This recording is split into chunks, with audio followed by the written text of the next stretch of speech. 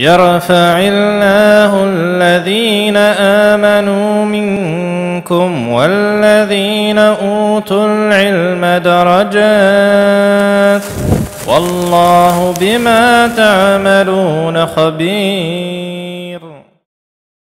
Assalamu alaikum wa rahmatullahi wa barakatuh. Je t'invite mon frère ou ma sœur à nous pencher ensemble sur cette thématique à titre de rappel. Doit-on suivre nos ancêtres pour être sur la bonne voie? Est-ce qu'il y a un mal à suivre le pas de nos ancêtres? Au final, est-ce qu'il y a une règle et des limites?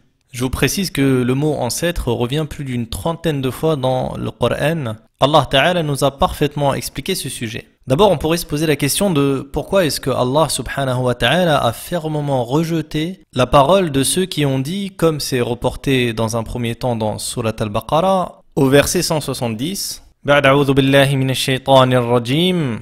قالوا بل نتبع ما ألفينا عليه آباءنا. Non, mais nous suivrons les coutumes de nos ancêtres. Ça c'est une première parole et cette parole-là, Allah l'a fermement rejetée. D'un autre côté, dans d'autres passages, il y a certains qui sont fiers de suivre les traces de leurs ancêtres et dont la parole n'a pas été rejetée. Au contraire, elle a été agréée par Allah subhanahu wa ta'ala. Je vous donne donc par exemple la parole de Yusuf alayhi salam, paix sur lui, dans la sourate 12, la sourate Yusuf, dans laquelle il revendique et il dit fièrement au verset 38 « وَاتَّبَعْتُ مِلَّةَ آبَائِي إِبْرَاهِيمَ وَإِسْحَاقَ وَيَعْقُوبَ » Et j'ai suivi la religion de mes ancêtres, Ibrahim, Ishaq et Yaqub. Donc en fait ici, il dit qu'il a suivi la religion de son père, de son grand-père, de son arrière-grand-père. Bien sûr, ces deux phrases, mes frères et sœurs, sont totalement coupées de leur contexte, et donc elles pourraient ainsi paraître contradictoires. D'un côté, il y a un peuple qui se voit rejeter le fait de suivre ses ancêtres, et d'un autre côté, Yusuf alayhi salam, il est fier de suivre les pas de ses ancêtres.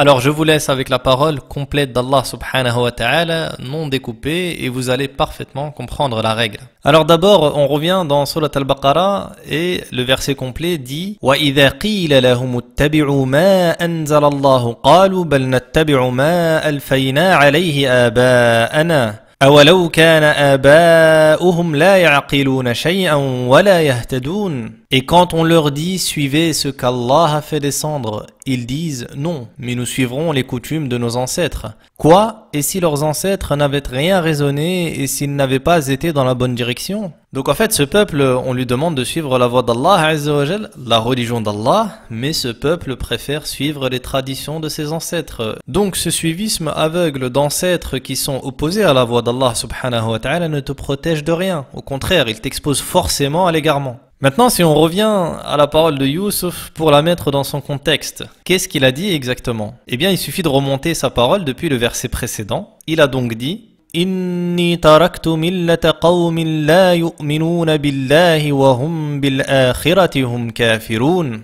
واتبعت ملة آبائي إبراهيم وإسحاق ويعقوب ما كان لنا أن نشرك بالله من شيء ذلك من فضل الله علينا وعلى الناس ولكن أكثر الناس لا يشكرون. Certes, j'ai abandonné la religion d'un peuple qui ne croit pas en Allah et qui nie la vie future. Et j'ai suivi la religion de mes ancêtres, Ibrahim, Ishaq et Yaqub. Il ne nous convient pas d'associer à Allah quoi que ce soit. Ceci est une grâce d'Allah sur nous et sur tout le monde, mais la plupart des gens ne sont pas reconnaissants. Il a donc, Yusuf alayhi salam, d'abord rejeté la religion de son peuple parce qu'il n'était pas sur la religion d'Allah subhanahu wa ta'ala. Et il a suivi la religion de ses ancêtres parce qu'ils étaient, ceux-là qu'il a désignés, tous parfaitement sur la religion d'Allah subhanahu wa ta'ala et tous sur le chemin droit. En réalité, il a suivi la voie de ses ancêtres uniquement parce qu'ils étaient des ancêtres sur la voie parfaite d'Allah. Et parmi les plus grands prophètes d'ailleurs. Je termine donc par cette parole du prophète alayhi salatu wassalam qui a été rapportée dans Sahih Muslim dans laquelle il a dit « Il y a 4 choses qui sont dans ma communauté et qui font partie des choses de la jahiliya, c'est-à-dire de la période avant l'islam. Il ne les délaisse pas. » Ça veut dire que notre communauté, en fait, elle ne va jamais les délaisser totalement, ces 4 choses. C'est une partie de la Ummah les délaisse, une autre partie ignorante va toujours continuer de les faire.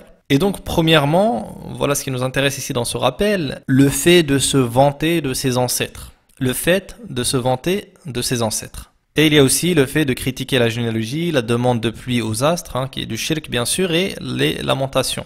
Hadith numéro 934. Donc mon frère, ma sœur, rappelle-toi que concernant ce qui touche ta religion, concernant l'islam, tu n'as rien à prendre de tes ancêtres si cela est en contradiction avec la religion d'Allah Ta'ala et la voie des prophètes. Toute coutume ou toute tradition en contradiction doit être délaissée. Donc au contraire, tu as le devoir de délaisser leur voie comme l'a fait Yusuf alayhi salam, pour suivre la voie de tous les prophètes et bien sûr la voie du dernier et du sceau de ces prophètes et messagers, Muhammad alayhi salatu wassalam. Barakallahu fikum wassalamu alaykum wa rahmatullah.